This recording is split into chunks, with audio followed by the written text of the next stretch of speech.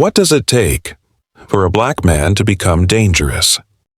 A weapon, a loud voice, a wrong address. Or maybe just staying alive too long on land they never meant for him to keep.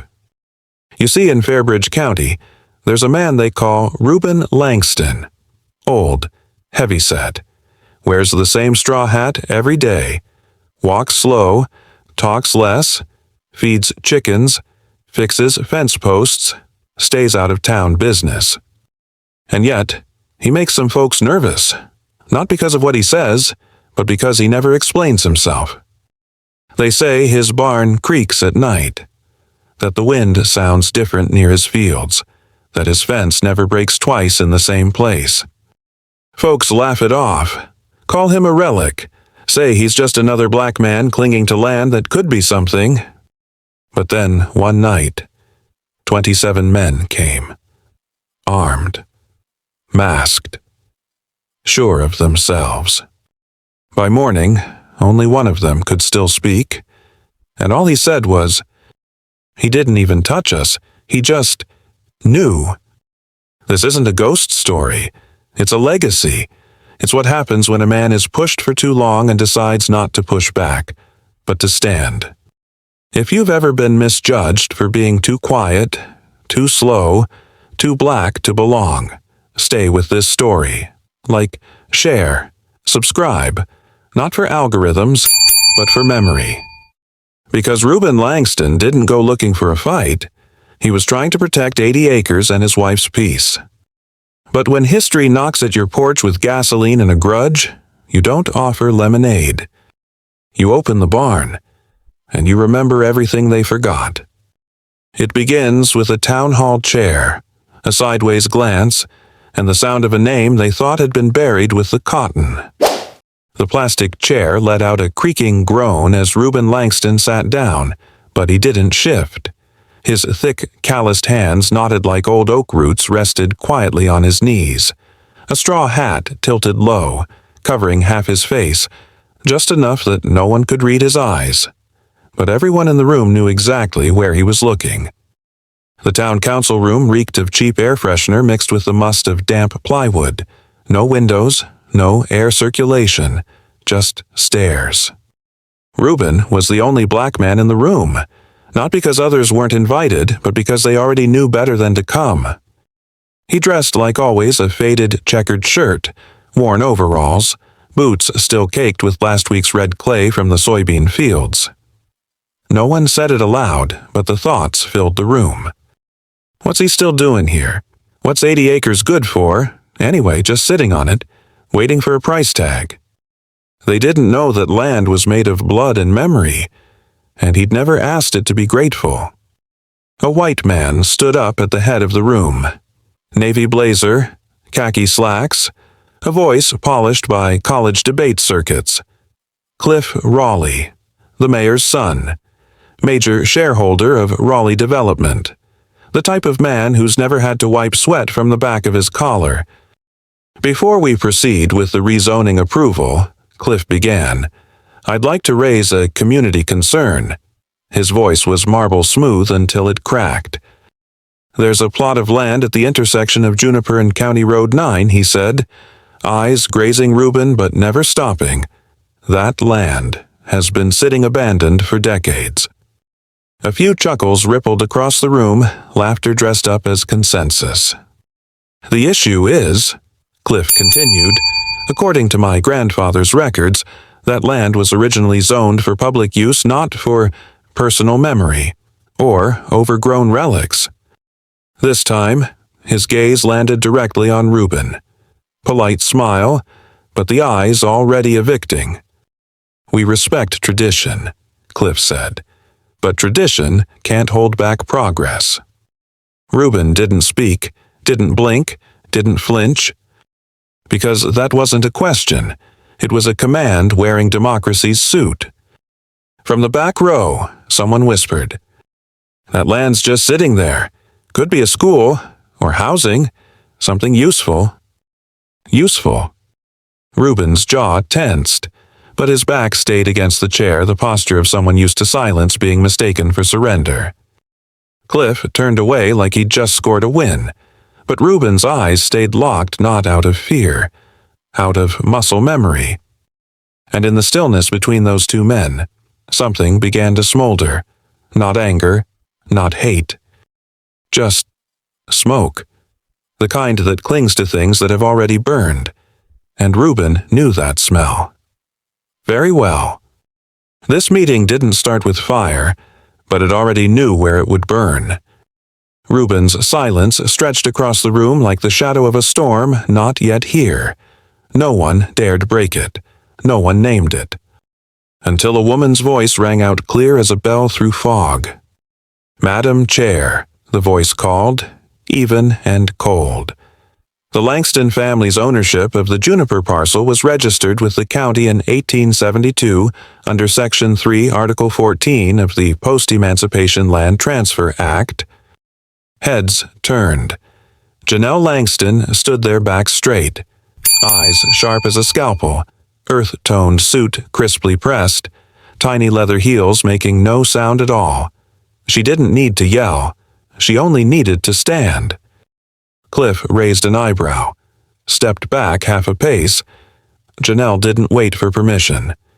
She walked straight to the mic at the center. The Raleigh family contested the land in 1913 and lost. That judgment is on file with the Southern Federal Court. She paused. And if you're interested in development plans, I must remind you the County Planning Act of 2006 prohibits use of any land with unresolved disputes from the past 25 years. A quiet "oh" slipped from someone near the corner. A chair shifted. Eyes dropped to phones. Cliff's smile twitched, his confidence no longer intact. "That's interesting information," he offered, trying for civility. Janelle stood unmoved. "Not interesting," she said, "legal," then walked back to her seat like a woman who knew every pair of eyes on her back but feared none of them. Reuben glanced at his wife, didn't nod, didn't thank her. He didn't have to. She hadn't done it for thanks. She did it because fire doesn't leave ashes in peace, and his silence, that was the ember, waiting for her to strike the spark. That night, the old three-bedroom farmhouse by the cornfields glowed under soft yellow light, the sound of a knife on greens, a kettle whistling, wind brushing the porch all blending like a hymn hummed through generations. Reuben sat in his worn chair by the window.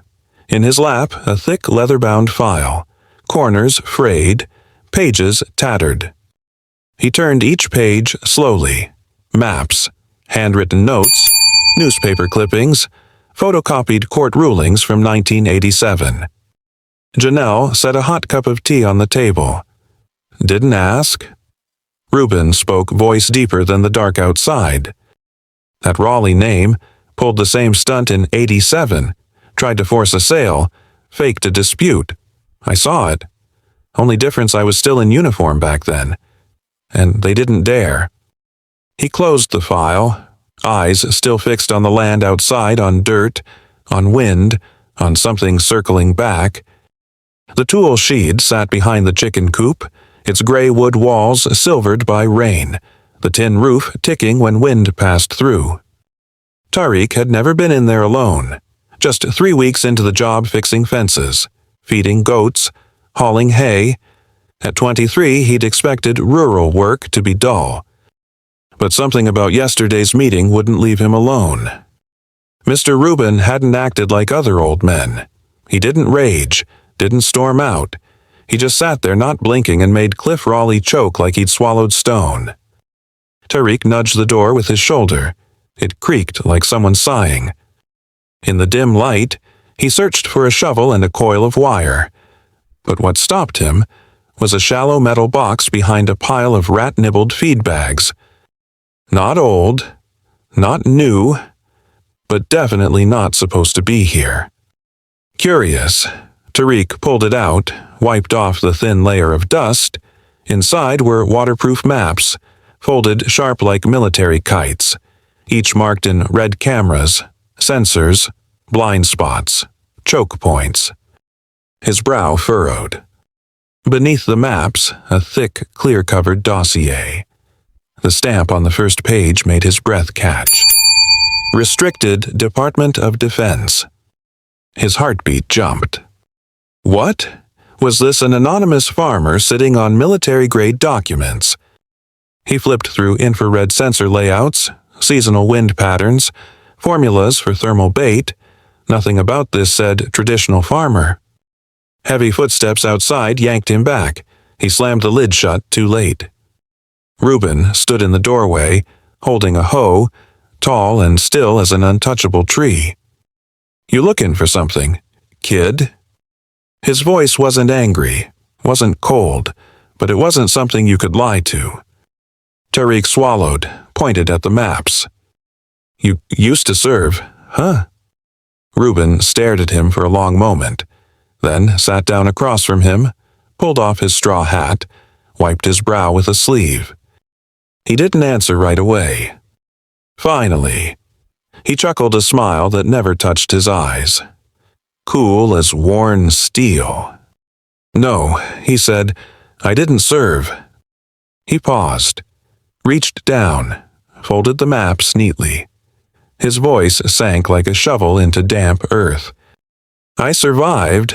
There's a difference." Night in the countryside of Fairbridge wasn't entirely quiet.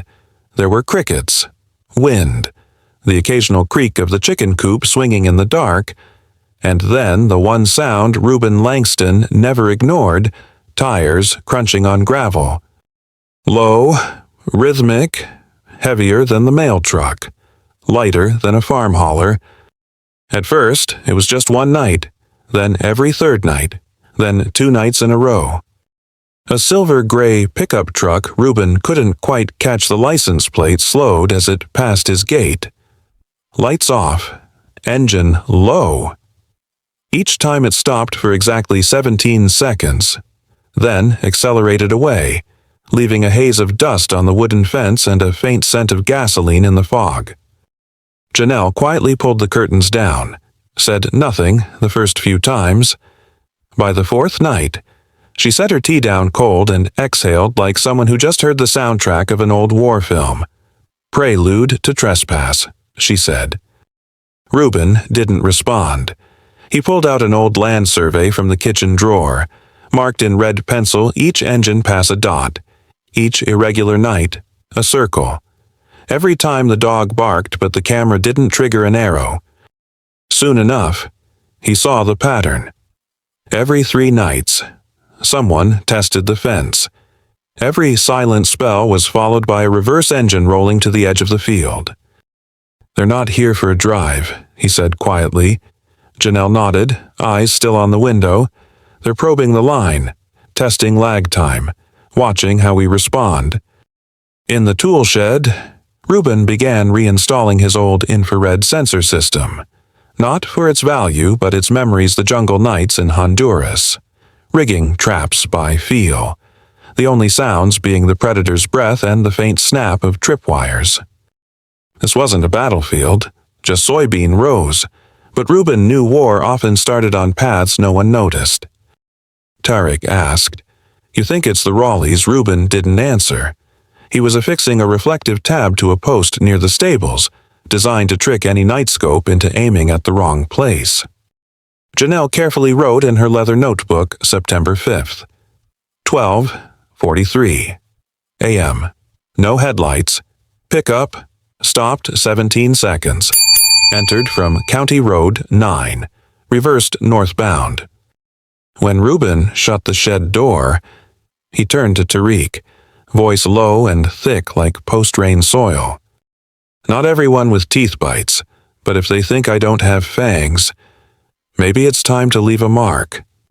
Most folks think tools are for working the land, but to Reuben Langston, a rusted hoe could be a lever, a compost bin could mask a lens, and a warped fence post, the perfect place for a heat sensor. He wasn't building a fortress, he was just reviving old habits.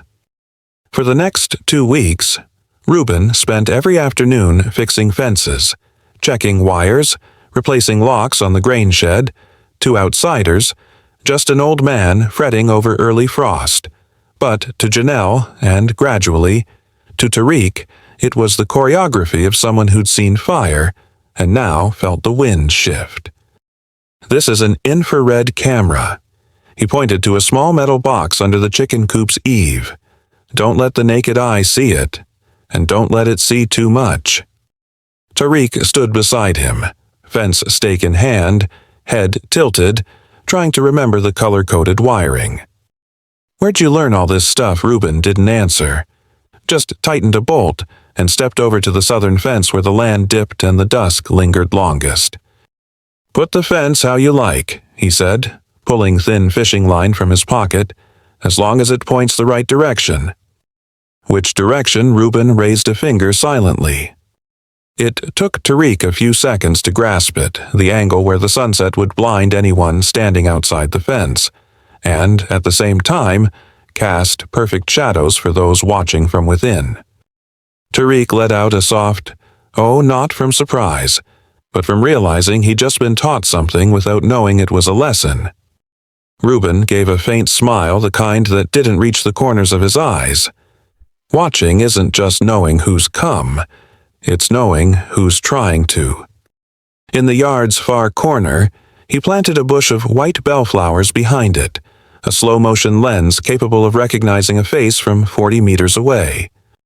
Under the rain gutter, he mounted a horseshoe-shaped piece of metal, actually a vibration trigger.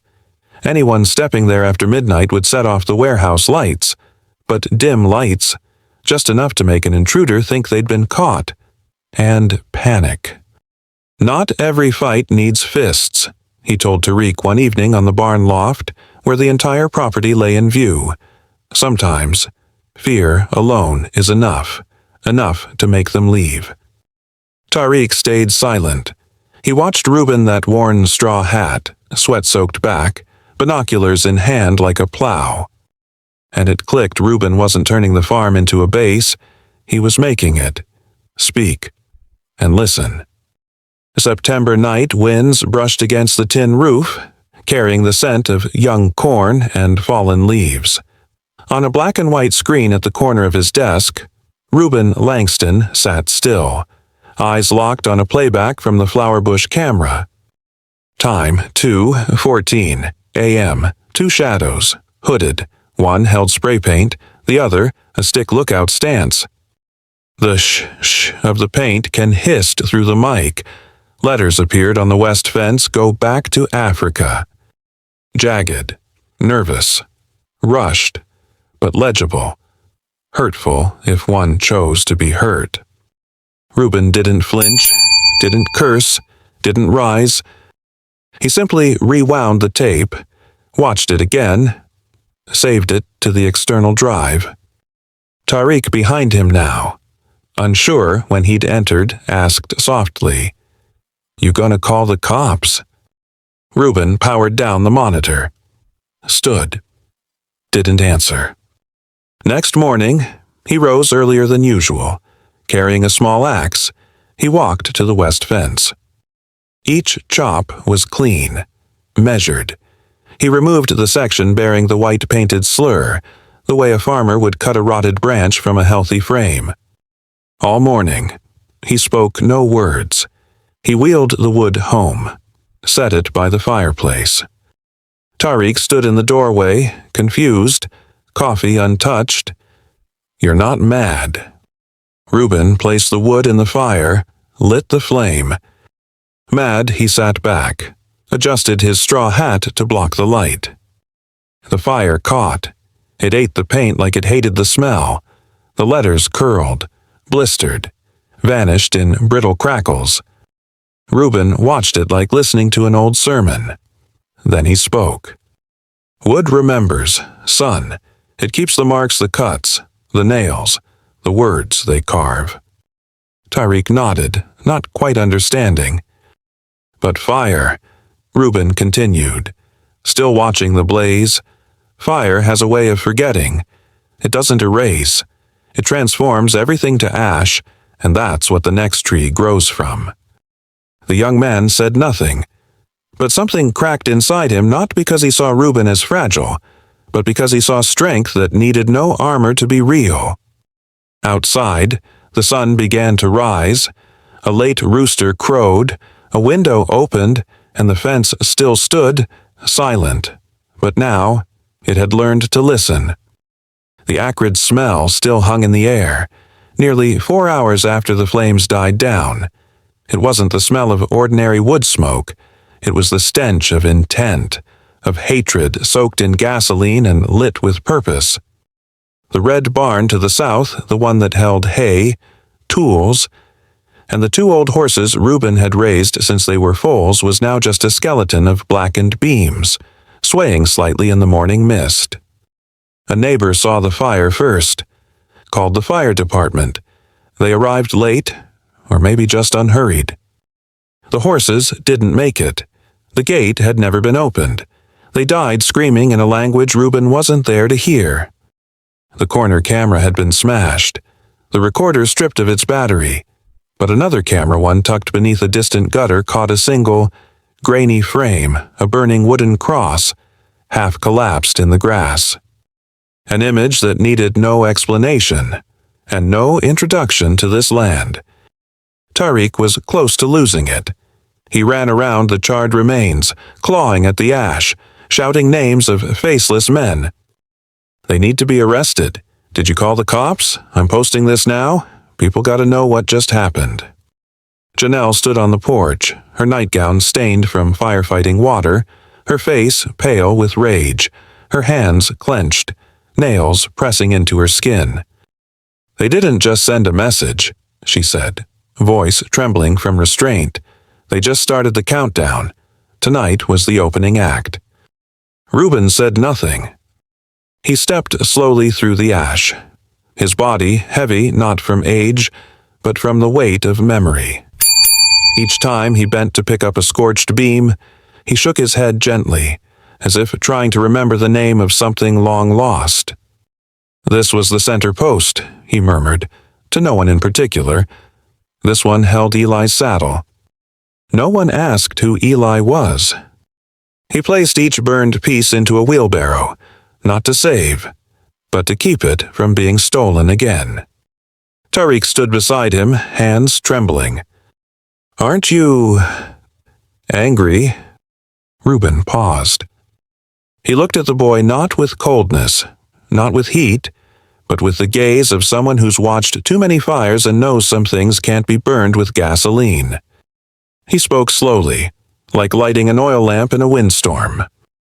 They think they're burning us down, but what they don't know is that this barn and me were forged in fire a long time ago.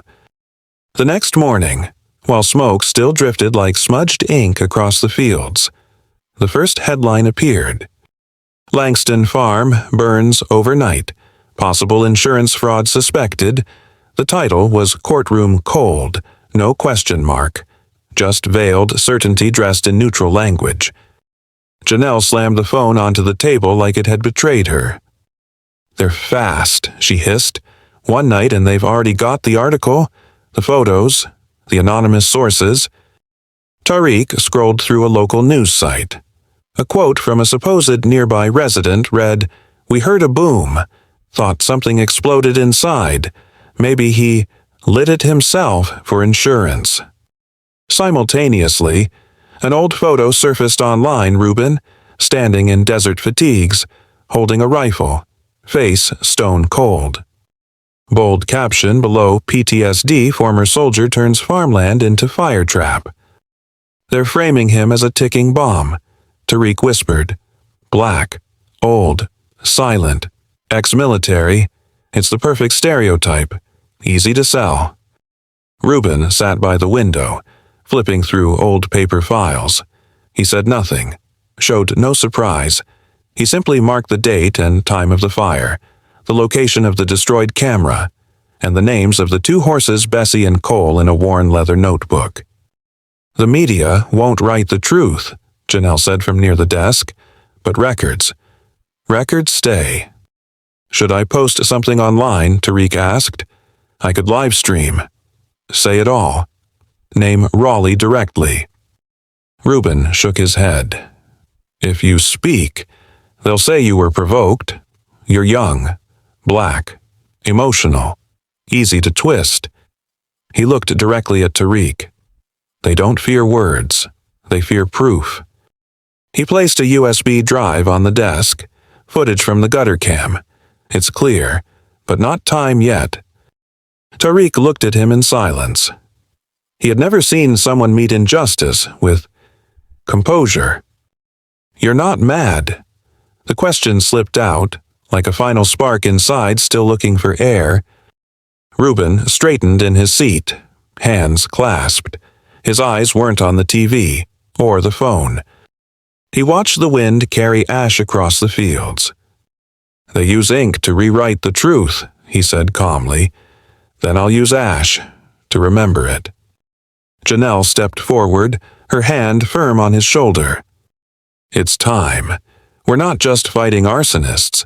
We're fighting those who hold the pen. Reuben nodded. And as if speaking to the very fire that tried to erase him, he whispered. They thought the fire was the ending, but sometimes fire is just the opening chapter. Afternoon draped over the fields like a thin blanket, light falling through ash and dust as if trying to soothe something that could not be soothed. Tariq climbed onto the roof of the chicken coop to replace a bent sheet of tin. A routine chore, a small job, but today, something tugged at him like he was being watched by something, or someone. Near the corner of the roof, beside the old sparrow's nest Reuben used to call the wind's broadcasting station, a wooden slat had shifted slightly. Tariq reached in and touched something cold, small and wired. A camera. Not large, not modern, but intact. He pulled it out from the wooden hollow, heart starting to race. Bursting into the house, Tariq was breathless. I found this, behind the bird's nest. It's still good. Janelle shot up from her chair. Reuben didn't move. He simply gave a slow nod. Good. Tarek hooked the camera to Reuben's old computer. The screen flickered, then came to life. The footage began at 1:38 a.m. The angle was tilted, but clear enough to see the backyard, the barn door, the darkness, and a group of figures. 5 of them, faces covered. One held a gas can, another an iron rod. 2 stood watch. The 5th, facing the camera, was Wade Raleigh. Torchlight reflected off the stitched emblem on his jacket. ERDD. Project. A voice cut through the camera mic. Light it fast. No one's here. By morning, they'll think it was an electrical short. Mark it. Let them know who owns this land now.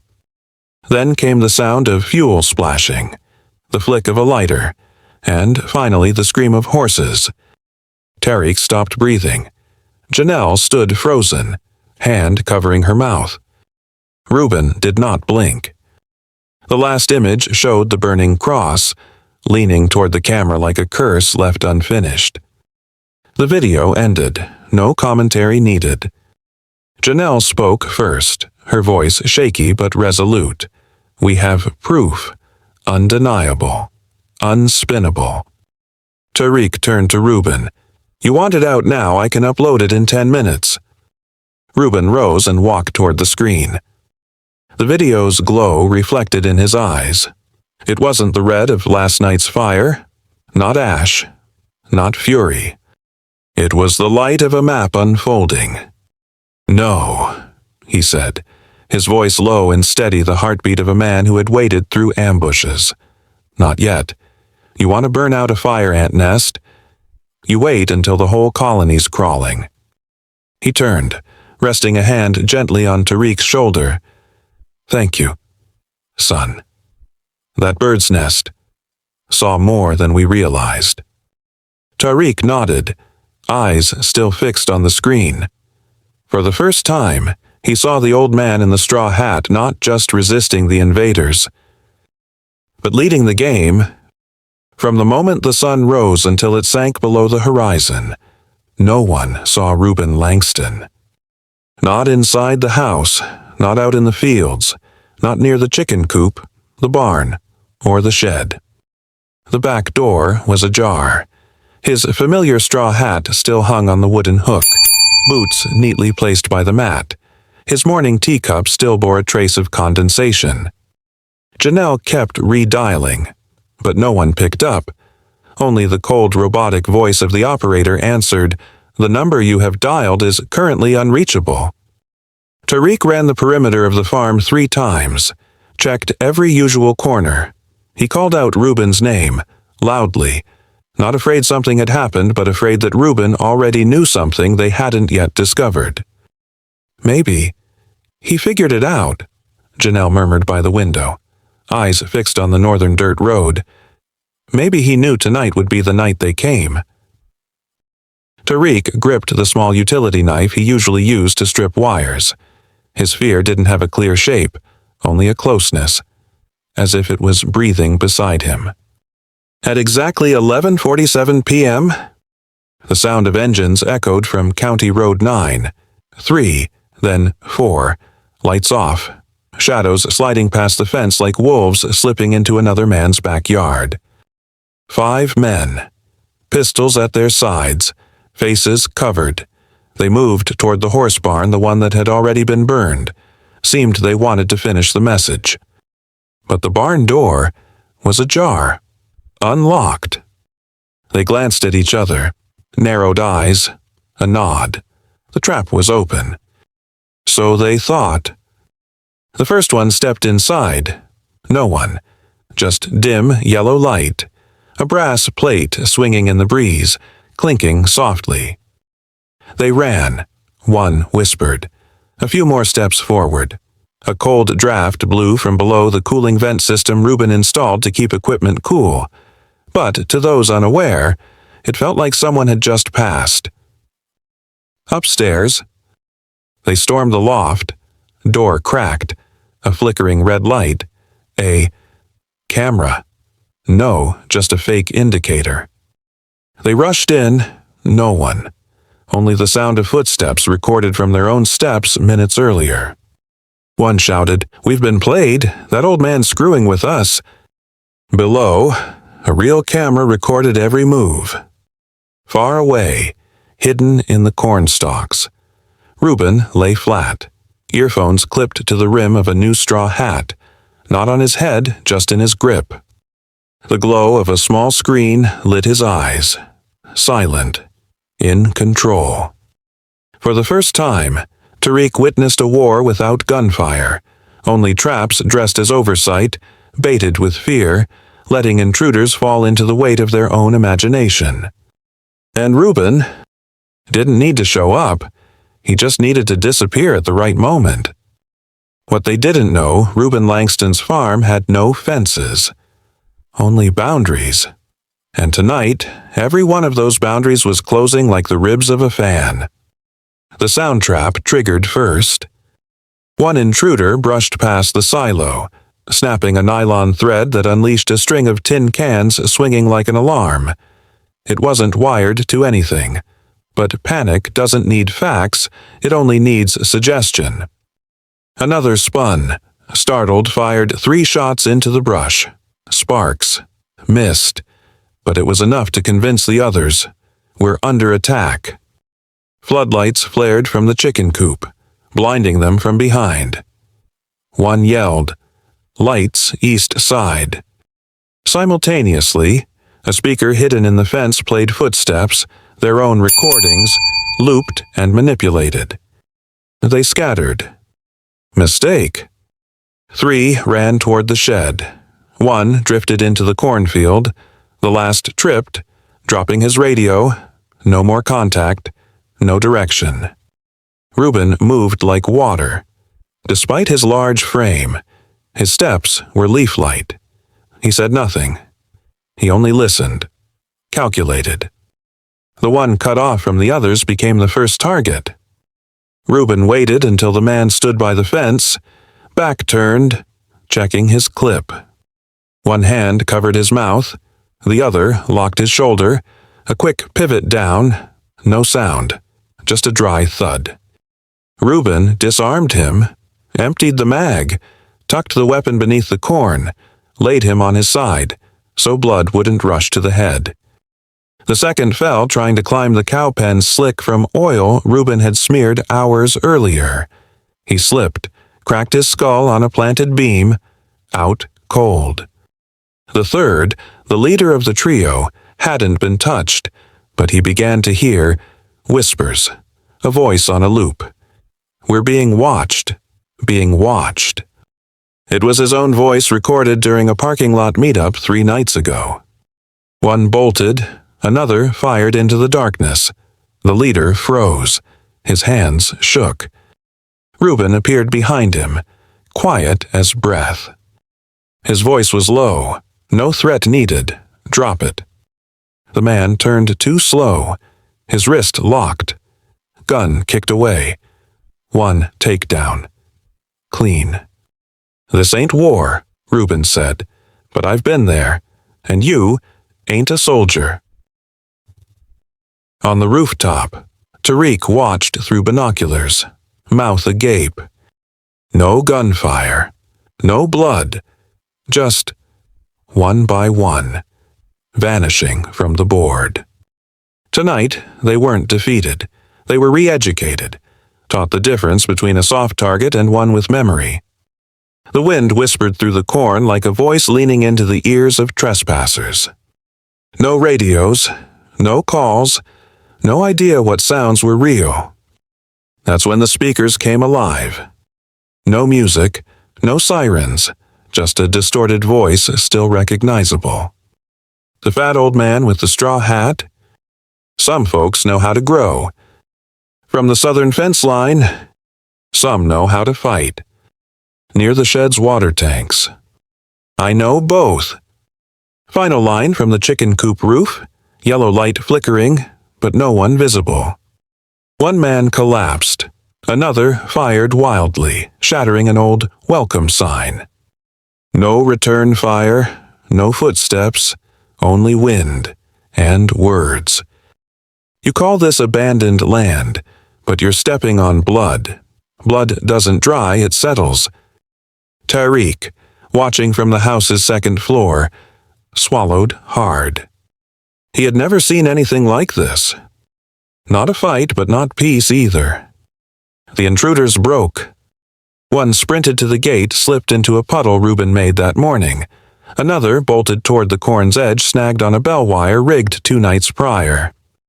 The bell rang long, like a low laugh. The others froze, turned, panic blooming. "This ain't no man's land," the voice returned. "This is where my people stopped running." They didn't wait, didn't care how many were left. They fled. Scattered, tripping over each other. Left behind 3 men, guns, flashlights, rage drained in barroom hangovers.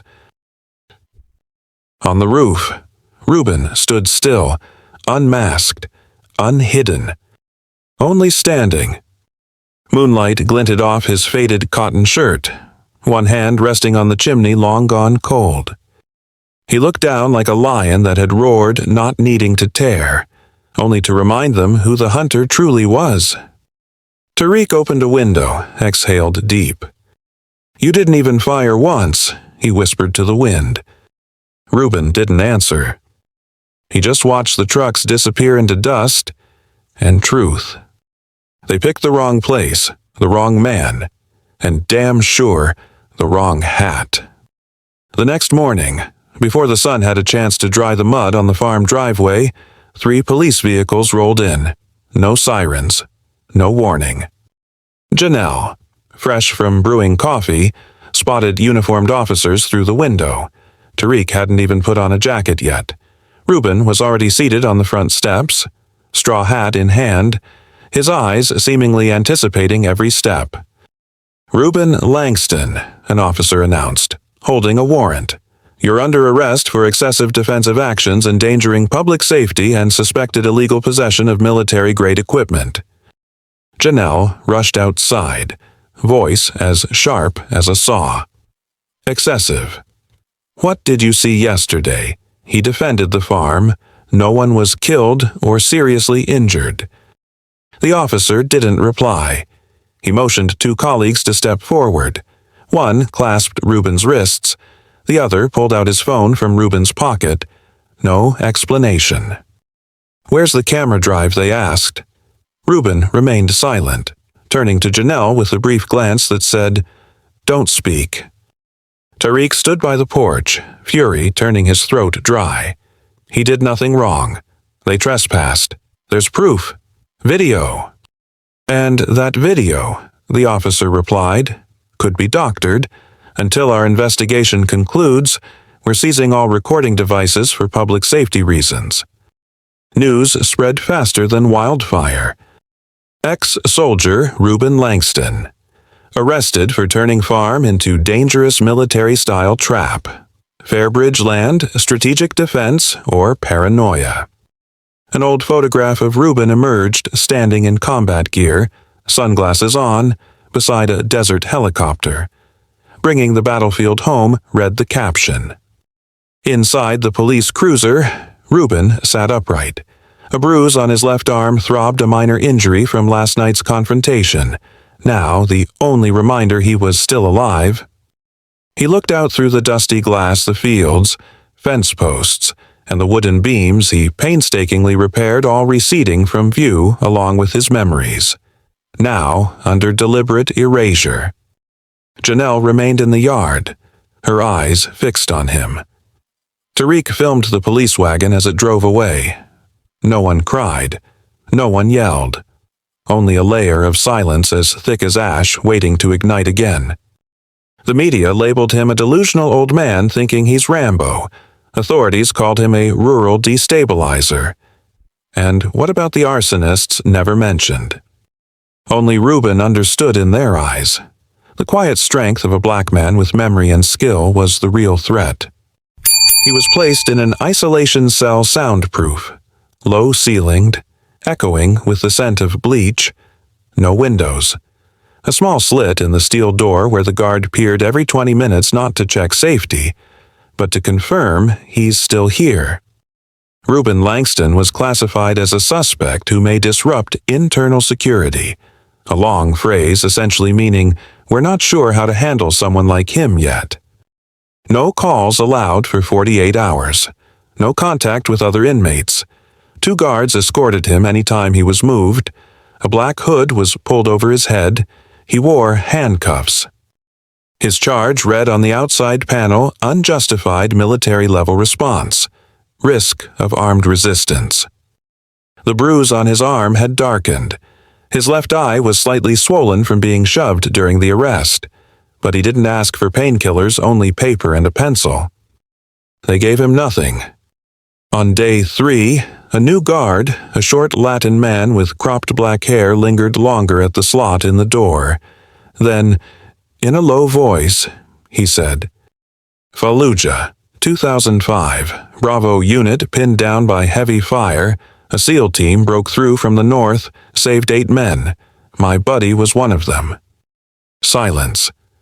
Reuben didn't respond, though he sat motionless, hands on his knees, as if on his porch.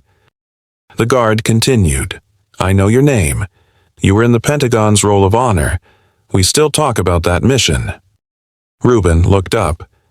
Didn't smile, didn't confirm, just said softly, evenly, like describing a season's harvest. "I didn't save anyone. I just did what was right." The guard remained quiet for a long moment, then nodded and whispered, "Thank you for that, even if now they pretend they don't remember." Reuben leaned back on the cold metal cot. Beside his pillow, a scratch from a loose bolt. In his chest, a calm, not fear, but knowing. This fight isn't in the shadows. It's in distorted light. No breeze stirred this cell. Yet he could hear wind somewhere, maybe memory, maybe aftershocks, maybe premonition. He closed his eyes. His chest rose and fell slowly, not to sleep, but to keep time. Because when the world labels you dangerous, calm is your loudest resistance. Morning at the Langston farm arrived without horses, without coop bells, without Reuben's customary morning ladies. Only the sound of Tariq's shovel digging, not planting, but remembering. He had searched every room, the kitchen, even the laptop, but what Reuben needed wasn't where others expected. Then Tariq paused at the chicken coop where Reuben once joked, "Birds can fly, but they still come home. Sometimes the nest hides the truth." He climbed inside, lined up with the wooden planks. The concrete floor had a patched corner slightly darker, risen under a fingernail's width. Tariq pried it gently. Beneath lay a hidden cavity, revealing a micro-SD card wrapped in nylon and old sealing wax. His heart pounded not with fear but with hope suddenly taking shape. Later that afternoon, in a quiet kitchen, Janelle sat trembling over her laptop. Tariq hovered behind, eyes fixed on the screen. "It's all there," Tariq whispered, cautious. "The night they poured gasoline, when they broke into the barn, when they set the burning cross." Janelle nodded through blurred eyes. She opened her special contacts list friends from her lawyering days Rural Justice Center, Southern Alliance for Land Rights, a national reporter once threatened over police reporting. She hit send just as a breeze rattled the paper stack like an unseen signal. Hours later, the first reply came, and it wasn't what they hoped. "We have received the video, but cannot independently verify source, currently flagged sensitive under Fairbridge municipal policy." Another email.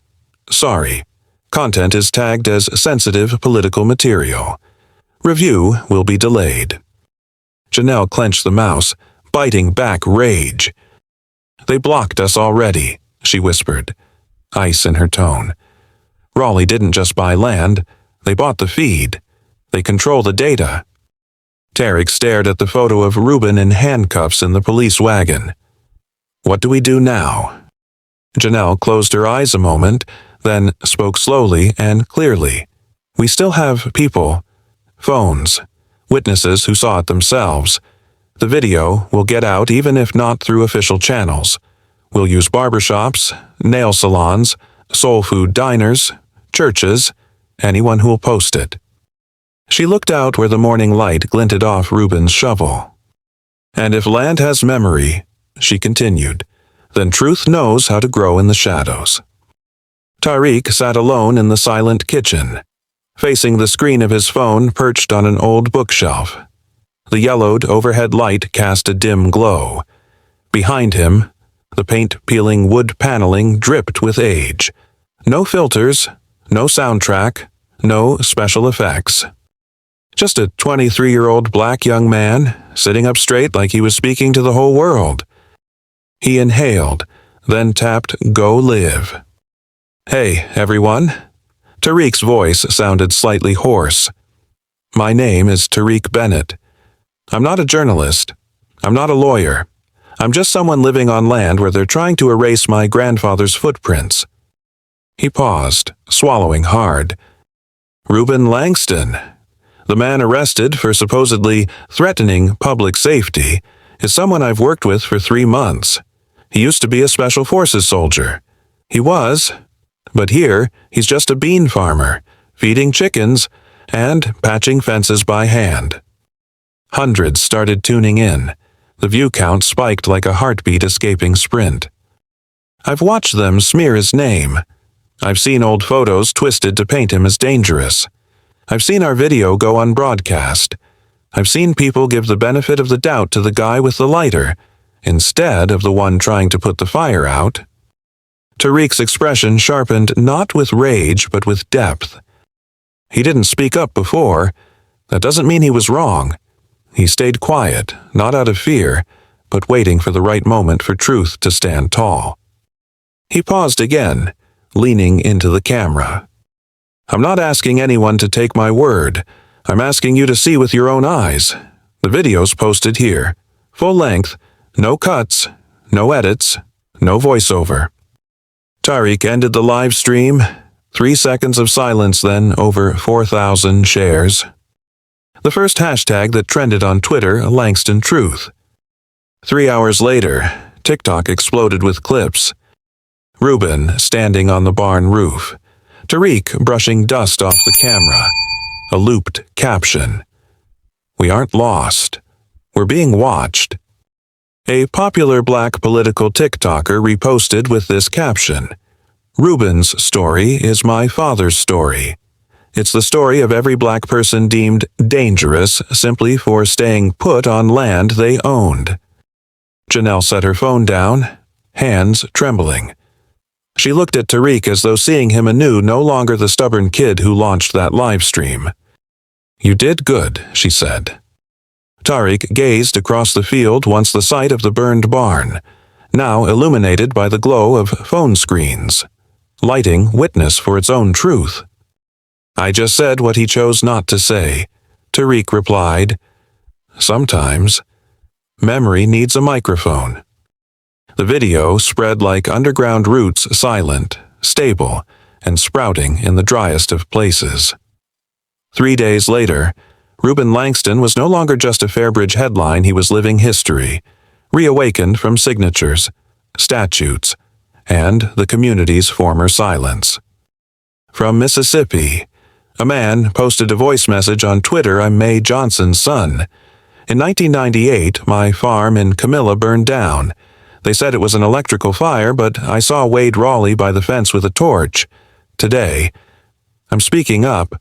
I've got nothing left to lose, and Mr. Langston stood without any push." The post got over 40,000 shares in 24 hours. A group of black veterans from Georgia sent an open letter, tacked with old photos alongside Ruben. "We fought alongside Mr. Langston, and now we refuse to stay silent while he's bound in his own homeland." They signed one by one, no titles, just these words, witnesses of truth. In another small town, a bakery owner shared old photos of his barn burned in 2001, placed side by side with Ruben's charred cross. The similarity sent shivers.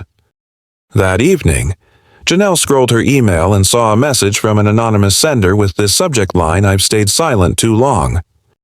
She opened it, heart pounding with a strange intuition, as if someone was waiting just beyond her doorstep, ready to step in. Attached were 3 clips, shaky and low-res, but unmistakable. Clip 1, Wade Raleigh sits atop a pickup, holding a gas can, smirking. "If those old men don't sell, we'll give them a reason to leave." Clip 2. Another white man, later ID'd as a local attorney, whispers, "Just blame the wiring. The press will bite, like always." Clip 3. A hand-drawn map marking 7 black-owned farms in the area. 4 are crossed out in red. The remaining 3 are circled with Langston labeled below 1.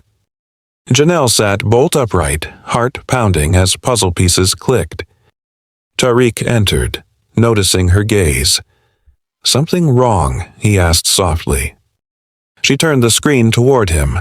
No words were needed. At that moment, they realized this fight was no longer just about Ruben. It was about rewriting history, reclaiming original ink. Janelle steadied her hand over the video file. "Tonight isn't about calling for help," she said. Tariq nodded. "It's about presenting proof." Journalist Keisha Lattimore received an email from an unfamiliar address at 2:41 a.m. She was writing for the Chronicle-Dispatch's Justice Watch column, staffed by editors who still believed right stories mattered regardless of how untrendy they were. Subject line: Langston, not just land, but a map of erasure. Keisha opened it with little expectation, but 90 seconds into the first clip, the lighter sparks, the smoldering cross, Wade Raleigh's drunken confession, she stopped typing. At 3 a.m., she called her editor. No answer. She texted, "I'll file this in 4 hours. Headline, Black Farmer or Urban Legend. Trust me, this will shake the whole state." By morning, The article was front and center on Chronicle Dispatch. Calm. Lead line: a black farmer, a burned barn, a charred cross, and the question, was he a public threat or a living testament to justice twisted by silence? Tariq read it at Jackson's barbershop. Within 3 hours, over 20 reporters had retweeted it on Twitter. A few influencers shared it under hashtag Langston Files. Most importantly, the FBI got involved. 3 days later, an unmarked black SUV pulled up outside Fairbridge District Court. 3 federal agents, 1 white man, 1 black woman, 1 Asian colleague walked into the county prosecutor's office carrying thick DOJ-bound folders. 4 hours later, the FBI issued this statement: "We are opening an investigation into allegations of coordinated arson, rural land abuse, and systemic collusion tied to Reuben Langston and other farms." At the Raleigh Development Group's 5th-floor boardroom, arrogance had vanished.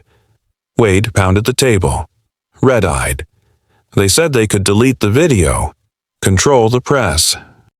The company lawyer swallowed hard. "We underestimated how fast social media moves. That piece, it blew beyond local reach." Another assistant quietly interrupted. "FBI is at City Hall now. Sheriff Gray is being questioned." Wade went silent and balled his fists. For the first time, he feared the spotlight rather than igniting fires might burn him. Inside the jail, Reuben hadn't seen the news yet, but he felt the shift. Food trays were warmer. His old guard was replaced, and for the first time in days, he heard footsteps outside, slow, not accompanied by armed escort. He closed his eyes, exhaled, sat in the quiet, like he was planting a seed in the ground he guarded. That seed was truth, and now they could no longer erase it. Monday morning, as the sun barely breached the southern horizon, a convoy of black SUVs lined up in front of the Raleigh Development Group headquarters like a funeral procession for power.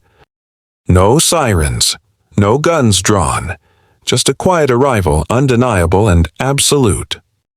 Cliff Raleigh was handcuffed at his 6th-floor boardroom table, where he'd once signed dozens of rural rezoning deals.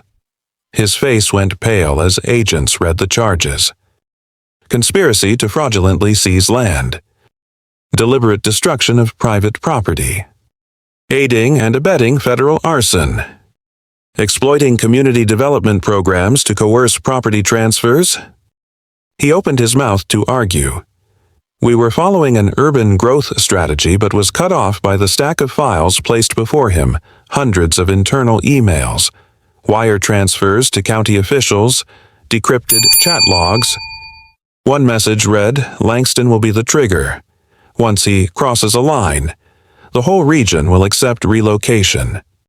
Meeting notes were even more direct. Apply media pressure. Leak PTSD details first. When the fire hits, the narrative is easier to control. Sheriff Gray was also interrogated. Recovered server data revealed a text he sent to a Raleigh aide that night.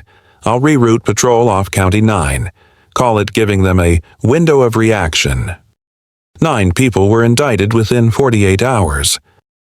2 zoning officials, 3 Raleigh Group staffers, 1 local attorney, 2 patrol officers, and Cliff Raleigh himself. Charges included abuse of public office, federal property destruction, coordinated incitement to violence, and most damning, systematic land seizure conspiracy across 4 southern states. The method was always the same. Start with rumors. Create legal tension. Follow up with a random fire or evacuation for safety. An older victim, Mr. Glenn Hughes from Alabama, called into a late-night talk show after the news broke. "I used to think it was just my farm, but now I know it was a blueprint. And Mr. Langston's the first one to make them answer for it." Back in jail, Reuben was led into an interview room. No charges read, no interrogation. One federal agent simply said, Mr. Langston, we believe you have something they don't memory and a reason to hold on to it." Reuben looked through the fogged glass. Sunlight hit his calloused hand gently. He replied slowly, "Sometimes, truth doesn't have to shout, it just has to outlast the lie." The federal courthouse in Fairbridge was packed when the hearing opened. Press crowded the gates, news vans idled in line, cameras fixated on every footstep like they were tracking a criminal. But that day, the man stepping out of the transport van didn't lower his head. Reuben Langston, in a pale blue shirt, wrists still bruised from last week's cuffs, no tie, no signs of defense, just his straw hat, hanging quietly in the hands of Tariq, who was approved to attend as a witness. The prosecution spoke first, laying out a long list of charges against Raleigh Group and their collaborators. Contract fraud, organized property theft, media manipulation to incite violence, federal-level criminal concealment, hidden camera footage, email confessions, hand-drawn land maps projected on the courtroom's main screen. The gallery held its breath. Some cried, not from shock but because truth was no longer locked inside a hard drive. Then it was Reuben's turn. He walked to the stand like stepping out from a cornfield. No papers, no notes, no lawyer by his side. The judge asked Mr. Langston, "Do you have anything to say in defense of your so-called excessive self-defense?" Reuben looked up. The ceiling lights didn't make him flinch. He spoke just one sentence slow, every word like it had been unearthed from deep soil. "If what I did is a crime, then it's the crime of refusing to die a second time." The room fell utterly silent. No camera clicks, no typing. The judge didn't speak for 30 seconds, then nodded, noted. Reuben stepped down, slow, steady, like a man returning to the place he once stood before being pushed away. During recess, a reporter approached Tariq. "Who do you think Mr. Langston is? A hero, a survivor, or just an old farmer?" Tariq looked at Reuben, now standing by the courthouse window, hand resting on the sleeve just stitched that morning. He answered, "He's the soil, and we're the ones who decide if we'll plant something there, or just scrape it bare again." The journalist blinked, then wrote down every word. The trial wasn't over, but public opinion had already chosen a side. Not because someone yelled, not because someone cried, but because a black man stood there unapologetic for surviving. It only took 13 seconds.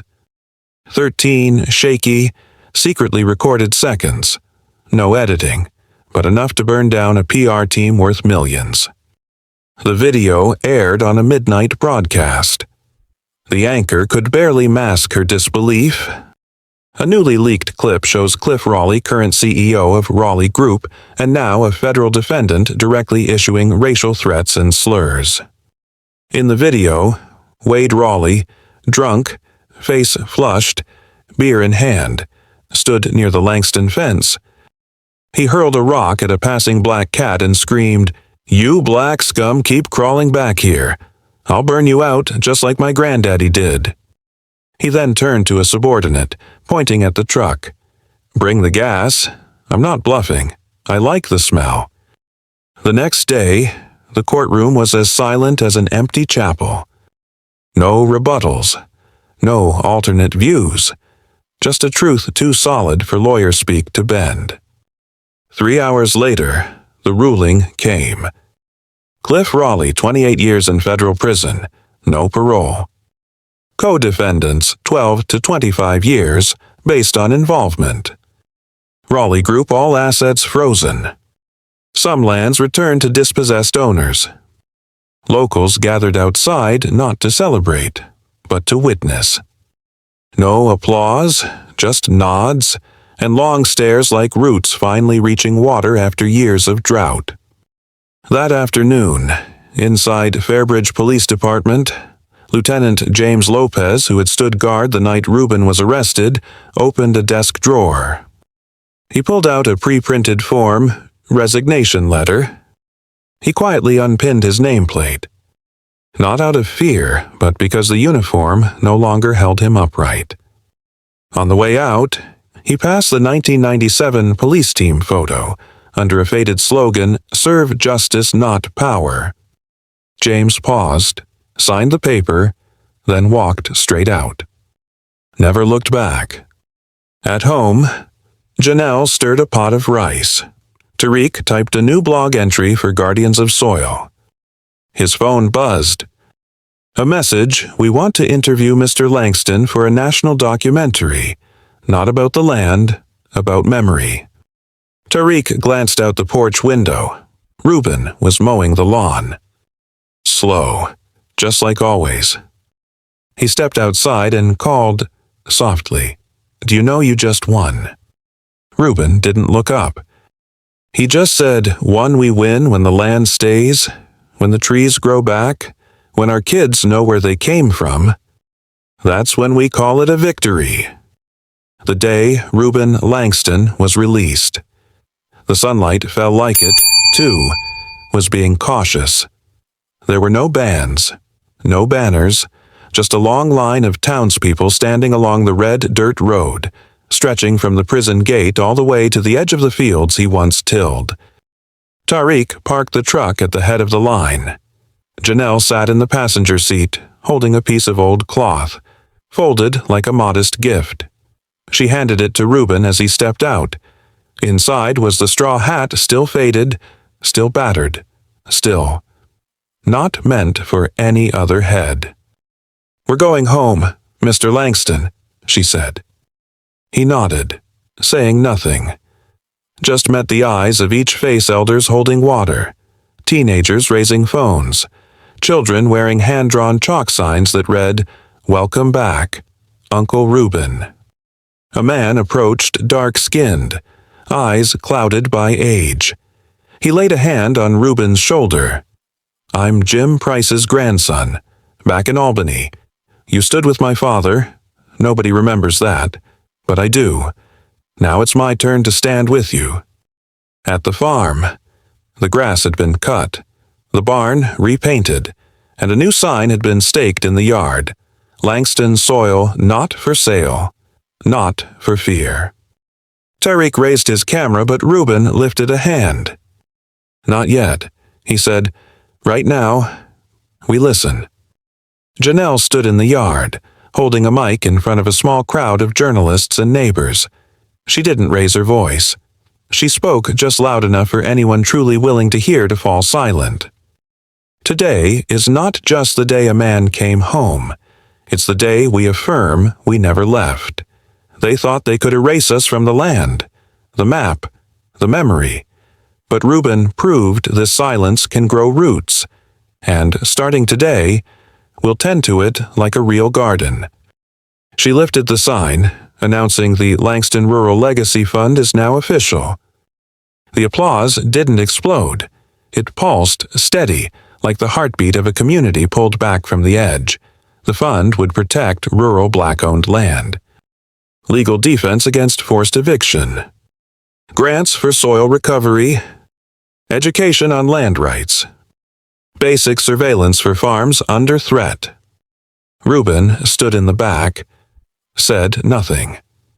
Just lightly took Janelle's hand, then looked up at the old oak tree by the porch, the one that once bore witness to every revving engine in the night. Now there was no such sound, only wind through the branches, and the scent of fresh earth. In the crowd, a young reporter turned to Tariq. "What do you think Mr. Langston came back to do?" Tariq smiled. "Not to do, to plant. What he plants doesn't grow from seeds. It grows from memory." October brought cooler southern winds. On a plot once dismissed as useless, children now ran through gardens. Tariq knelt by a patch of water spinach, pointing at its base. This one survived the heavy rains. It's not the strongest, but it bent and didn't break. That's what Reuben taught me.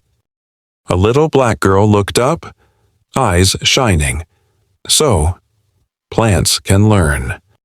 Tariq nodded, wiping his hands on worn jeans. They do. Plants learn from the soil, and the soil keeps everything that's ever happened on it. After class, each child received a pouch of seeds, collards, tomatoes, and red beans. Not for eating, but for growing, for journaling, and for writing in a notebook titled, "What Did I Learn from Patience?" That evening, 3 unexpected guests arrived at the Langston gate. One was the paint store owner who had once scoffed at Janelle's petition. Another, a middle school teacher who told his students Reuben was the kind of man who creates problems, then blames society. The last, the local church's women's board president, had once written a Facebook post titled, "Reuben may be a threat to our children." They didn't give speeches. They handed over an envelope. Inside was a check for the Langston Legacy Fund. No apology letter. No tears. But their eyes were lower than before. Tariq took it, nodded, said nothing. The teacher whispered, "Do you think he forgives?" Tariq looked toward the porch, where Reuben was quietly trimming a young hen's claws. He's not a saint, not a preacher. He just doesn't want anyone else dying again, especially dying in silence. As dusk fell, the kids went home, except for one little black boy, the same one who had asked about superheroes. He walked up, holding a seed in his hand. Mr. Langston. Reuben looked up and smiled. "Call me Reuben." "Reuben," the boy asked shyly, "are you a superhero?" The old man chuckled. Not loud, not proud, just like soil cracking gently after the first fall rain. "No," he said. "Superheroes are drawn on walls. Me, I'm just someone who didn't disappear when I was told to." The boy's eyes lit up like someone had switched on a lamp inside his chest.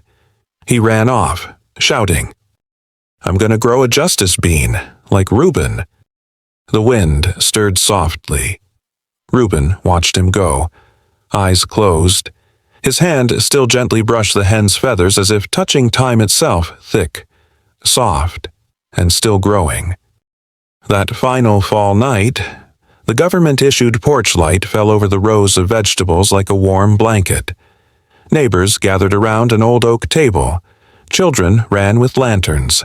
Adults passed cornbread, roasted corn, stewed black beans not to fill bellies, but to remember where their roots were. Reuben sat at the far end, beside Tariq and Janelle. A kerosene lamp flickered in the breeze. The air wasn't cold, just cool enough to hear the trees breathe. The boy returned. The same one. He held a small notebook, dog-eared and messy with drawings. "Mr. Reuben, you never finished answering. Superheroes save the world. So, what are you?" Reuben placed his teacup down, looked up, eyes lit not by lanterns but by something passing through his soul. He spoke not loud, just certain. "Superheroes stop the world from falling. I hold on to the land so maybe, just maybe, the world won't have to fall again." The gathering went still, not because it was grand, but because it was true in a way no one had to explain. Later that night, the lanterns went out. People left. A few stayed to clean. Janelle moved inside to wash up. Tariq sat on the porch, typing the last line of his blog post. Reuben walked into the yard, stood before the old oak, the one that had seen every storm, every side-eye. He removed his straw hat, ran a finger along its frayed brim, then placed it on the first wooden fence post closest to the road, where anyone walking by could see. He didn't speak, didn't bow, didn't look back. The next morning, Tariq woke to find the kitchen empty, the back door slightly ajar, the hammock still swaying, but on the table a handwritten note. "When I was young, I thought I had to stand in the road to stop the storm. Later, I learned all I had to do was teach the young to read the wind. I'm leaving the hat not for someone to wear, but to remind someone once stood here, not to block, but to help others remember they can stand. 2. The final scene. A drone shot rising quietly above the farm. Below, rows of greens running like veins, a porch glowing golden, people talking, holding hands, laughing gently, a community not perfect, but learning to hold on to each other. And at the center, the old straw hat, resting atop a wooden fence post. It didn't blow away. It didn't crack. It simply stayed. A silent monument to a voice that once roared. If this story touched your heart, make sure to like, share, and subscribe. Every click helps us bring more powerful stories of empathy, justice, and silent strength to life. Your support is what fuels this journey. Let's keep standing together and rising higher, one story at a time. Stay safe and inspired.